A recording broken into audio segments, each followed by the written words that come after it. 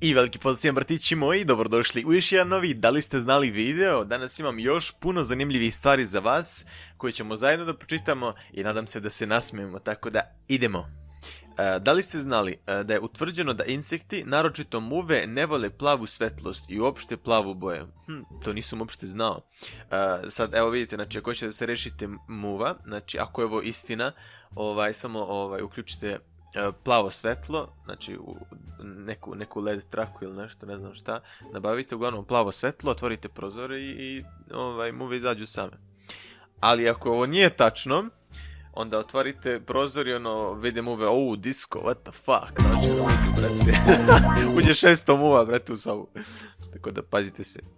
Da li ste znali da bismo i noću vidjeli kao po danu, svako oko moralo bi da nam bude veliko kao grapefruit? What the fuck? Zamišljam sebe, brate. Sa očima kao grapefruit. Da li ste znali da plamen sveće je plav na dnu zato što vatra tu uzima kiseonik, a žut na vrhu gdje ga sagoreva? To stvarno nisam znao, jer kad upalite sveću primetite, znači dole je plavo, gore je žuto, znači to baš ima smisla, tako da nešto novo smo saznali. Da li ste znali da je so jedina stena koju ljudi jedu? Znači, brate, ja ceo život jedem stene, bukvalno, znači ceo život jedem stene, a ja to ne znam. Sve mogu neko da mi kaže, brate, pa kažeš ti jedeš stenu, ja the fuck?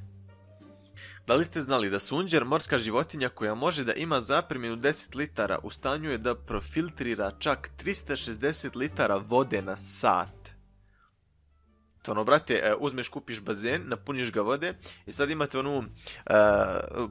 za filtriranje, onu pumpu, ne znam šta je. Znači, brate, umjesto što stavljaš tu pumpu, koja i onako ne filtrira dobro, uzmeš, brate, baciš morskog ježa tu, sad samo moraš da paziš da se ne nabodeš dok plivaš. Ali dobro, dok plivaš, izvadiš ga, posle ga vratiš, filtrira i dalje i to je to. Doduše, morala bi da bude slana voda, to sam zaboravio. Da li ste znali da testisi hobotnice su smešteni u glavi? What the fuck?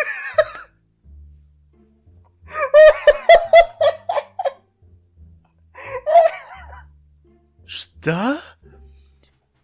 Ne seri, brate.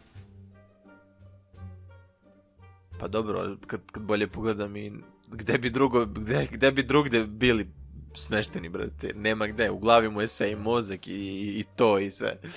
Tako da, brate, evo, svašta ćeš saznat, znači svašta, samo treba da saznaš. Idemo dalje. Da li ste znali da kreketanje japanskih žaba rase Kiakas, koji žive na drveću, toliko je prijatno da ih mnogi Japanci drže u kavezima kao ptice, to jeste kućne ljubimce. Pa treba bi ja da uzmem ovu jednu žabu da nabavim, umjesto papagaja, pošto sam teo papagaja da nabavim, i nabavim žabu i zovem prijatelje i kažem joj što sam nabavio neku novu pticu, brate, znaš kakva je, znaš kakav zvuk proizvodi, znači uživanje, brate, i on dođe, brate, žaba u kavez.